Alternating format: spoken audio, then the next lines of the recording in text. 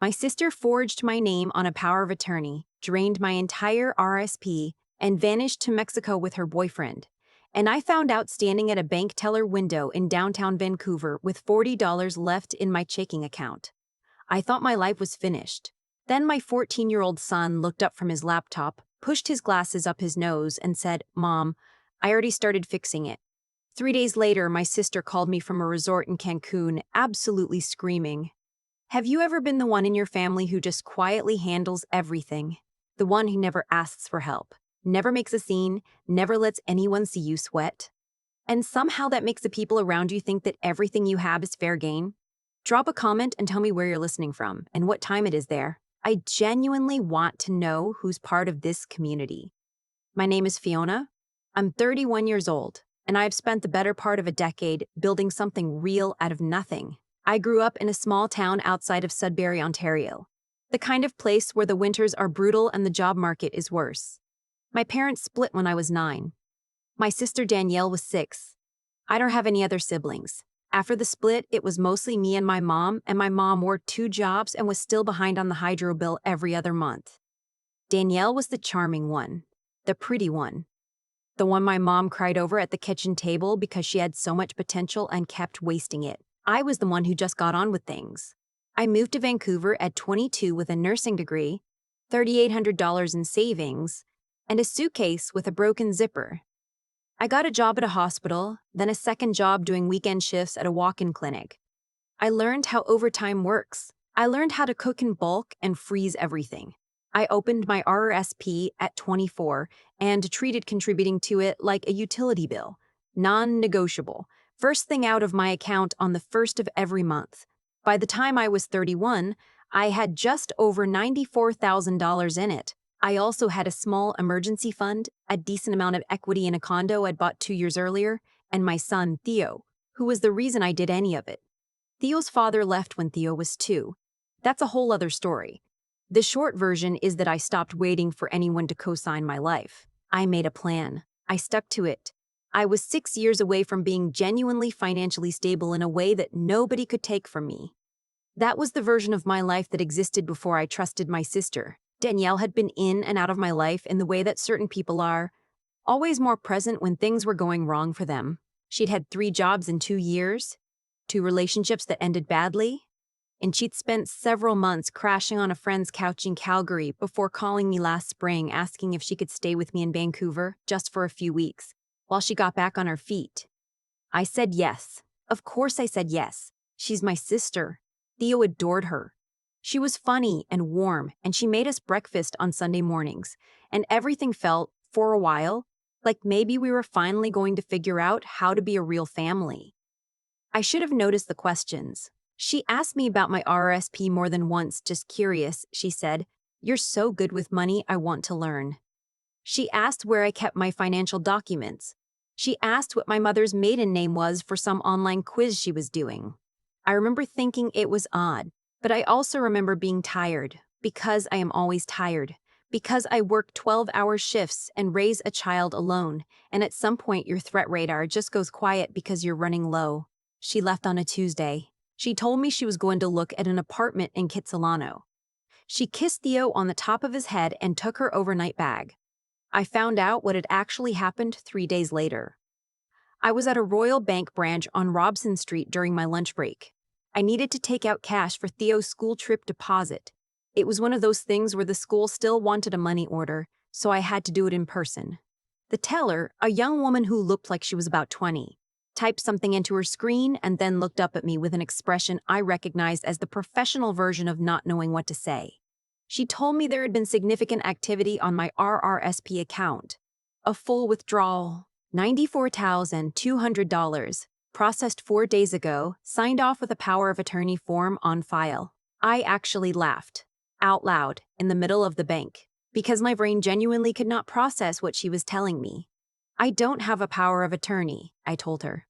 She turned the screen toward me. My name, my signature, on a document I had never seen in my life. My phone buzzed in my coat pocket. A text from Danielle, a photo of a beach, blue water, a cocktail with an umbrella in it. The message said, "Sorry, Fee. I really needed a fresh start. You're so capable, you'll rebuild. You always do. Love you. I stood at that bank counter for a full minute without moving. The teller asked if I needed a glass of water. I said no. I said I needed to speak to a fraud investigator, and I needed to do it right now. Here is what I want you to understand about that moment. I did not fall apart. I wanted to. There was something in my chest that felt like a cable snapping. This sudden, hollow, terrible loosening. 94 session, $200. 6 years of every first of the month deposits. Every holiday I worked, every time I said no to something so I could say yes to my future. Gone. Forged. Stolen by the person who had been sleeping in my guest room and eating cereal at my kitchen table and hugging my kid. But I also knew, some cold, quiet part of me knew, that falling apart was not going to get my money back. So I didn't. I drove home that evening with the fraud investigator's card in my pocket and a document reference number and a sinking understanding that bank fraud investigations take time. RRSP withdrawals involve tax implications. Power of attorney fraud is a criminal matter. I would need a lawyer. I would need the police. I would need evidence. I sat down at the kitchen table after Theo went to bed. I opened my laptop. I had no idea where to begin. Then Theo came back downstairs in his socks and his old hockey jersey, and he sat across from me and said, "Mom, I know about Aunt Danielle. I found the confirmation email in the printer queue 2 weeks ago when I was trying to print something for school. I didn't know what to do, so I just started keeping track." I stared at him. He is 14. He's quiet and methodical, and he has never once, in his entire life, done anything halfway. He slid his laptop across the table to me. He had a folder. Inside it was a timeline, dates, screenshots, a copy of the power of attorney form that had gone through our home printer, a photo he had taken of Danielle's handwriting on a notepad by the phone, and a series of screenshotted web searches Danielle had done on our shared home Wi-Fi that he had accessed through the router logs. Searches like how to forge signature on legal document and RRSP early withdrawal penalty Canada and Cancún all-inclusive resorts March.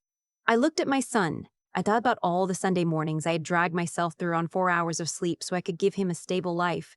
I thought about the RRSP I had started the year he turned 2, because I needed him to know that someone was building something for his future, even when everything else felt uncertain. I said, "Tell me everything." He had already drafted a summary document. He had logged the IP timestamps. He printed the router history. He had even taken a photo of the search results on Danielle's phone screen the one time she left it face up on the counter. I also set up a Google alert, he said, for her name and her boyfriend's name, because she mentioned him a few times when she thought I wasn't listening. His name is Derek. He has a photography business. He's tagged them both on Instagram in Cancun already. I have the location data from the posts. I looked at my son for a long moment. Then I said, "Where did you learn to do any of this?" He shrugged. "You always say document everything. It's what you do at work." That's true. I've been saying that to him since he was old enough to understand it. In nursing, if it isn't documented, it didn't happen. I said it so many times it became his instinct too. We spent 2 hours that night building a package, his screenshots, my bank documents, the forged power of attorney, the fraud investigator's reference number, Danielle's Instagram posts with geotags, the router logs, the printed confirmation from our home printer that had her initiating the process from our Wi-Fi network on a Wednesday evening when I was on a night shift. I called a lawyer first thing the next morning. She told me that with the evidence I had, this was not a complicated fraud case. It was an open and shut one. The challenge was jurisdiction, because Danielle was currently in Mexico. But that wasn't going to be a problem forever. She had to come home eventually. "Let her spend the money," my lawyer said. "The more she spends, the worse it looks. And RRSP fraud for the forged power of attorney is a federal offense. She will not be comfortable when this catches up with her." So that's what we did. We waited. Act normal. Theo told me in almost exactly those words 2 days later when Danielle texted again. He was sitting across from me at the kitchen table with his laptop open, eating a bowl of cereal. "Don't block her. Don't respond angry. Just let her think you're devastated and helpless." I looked at my 14-year-old son and felt something I can only describe as complicated pride. I texted Danielle back. I said, "I don't understand why you did this. That money was my whole future. Please call me." I put a crying emoji. I hated every second of it. She didn't call. She sent another photo of the ocean and a message that said, "You're so strong, Fee. You're going to be fine." I really needed this. Theo was tracking the Instagram account. He had also, quietly, contacted the Canada Border Services Agency tip line, which I did not know about until afterward, and filed a report with the RCMP's Cybercrime and Financial Fraud Unit using the documentation package we'd built. He had included the lawyer's file number. He'd written the summary in the clearest, most organized language I have ever read from a teenager, or honestly from most adults.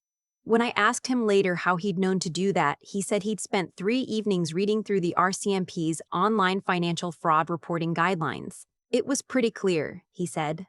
The whole thing about jurisdiction gets easier if you report before they re-enter the country, because then CBSA flags them at the border. I want to tell you that I had some kind of dramatic revelation in that moment. But honestly, I just sat there quietly eating my dinner and tried not to cry in front of him, because he had been calmer and more strategic about protecting our family than I had managed to be. On the 8th day after Danielle left, my phone rang at 11 p.m. Theo was already asleep. It was a Vancouver number I didn't recognize. It was a Canadian consulate staff member in Mexico City. Danielle had gone to them in a panic. Her bank card had been suspended. My lawyer had worked with the bank's fraud team to flag all transactions tied to the stolen RRSP funds. And once those flags were in place, any merchant terminal that ran the card for over $1,000 triggered an automatic hold. Danielle had tried to extend her resort stay, and the card had been declined in front of the front desk staff and 2 other couples who were checking in at the same time. She'd also, apparently, tried to dispute it and caused enough of a scene that the resort had quietly asked her and Derek to vacate. The consulate staff member told me that Danielle had called them in distress and claimed her bank account had been hacked. She was asking for emergency consular assistance. The staff member paused. She said, Ms. Burt paused. She said, "Callaway, we did find an active fraud investigation file associated with the account in question. I'm not able to say more than that, but I do want you to know that your sister is aware she needs to return to Canada." I said thank you. I put the phone down on the kitchen counter. I sat in the quiet at my apartment and breathed for a minute. Then I texted Theo, "It's starting." He sent back a single thumbs up emoji. He'd been asleep, but he'd had his phone set to alert him. She landed at YVR 12 days after she left. I know the exact time because Theo had set up a flight tracker on Derek's name. Derek had been less careful than Danielle and had posted his own return flight to his Instagram stories. And I received a notification at 6:47 in the morning. I didn't go to the airport. I didn't need to. CBSA had the file. The RCMP had the file. My lawyer had already filed the civil claim. Everything was in motion, and all I had done was build the package, call the right people, and then wait with my kid while my sister spent stolen money on a beach. Danielle was detained at customs. She was held for 4 hours. Derek was questioned. They were both released. This is Canada. She wasn't under arrest yet. But she had been formally served with notice of the civil claim before she even got to baggage claim because my lawyer had arranged it, and her passport had been flagged by CBSA, which meant she wasn't going anywhere while the investigation was ongoing. She called me at 9 a.m. I let it ring. She called again. I let it ring. On the 3rd call, I picked up. She was crying so hard I could barely understand her. She said she was sorry. She said she panicked. She said her life had been falling apart and she didn't know what else to do, and she knew it was wrong and she was going to pay it back. She said Derek had convinced her it was a temporary loan, that they'd pay it back before I even noticed. She said she never thought it would actually hurt me. I listened to all of it. Then I said, "Danielle, I'm going to tell you something clearly and I want you to hear it. I have documented everything. Theo documented everything. Theo documented everything. We have the router logs showing you searched how to forge a legal document from our home network. We have the printer history. We have your Instagram posts with geotag locations showing the money being spent. My lawyer has all of it. The RCMP has all of it. What happens next is not up to me anymore." Silence. "You were in my home," I said. "You hugged my kid, and then you stole 6 years of my life." She started crying again. She asked if there was anything she could do. She asked if I would talk to the lawyer. She asked if it was really going to go to criminal court. I said, I don't know, talk to a lawyer, get a good one. And then I hung up.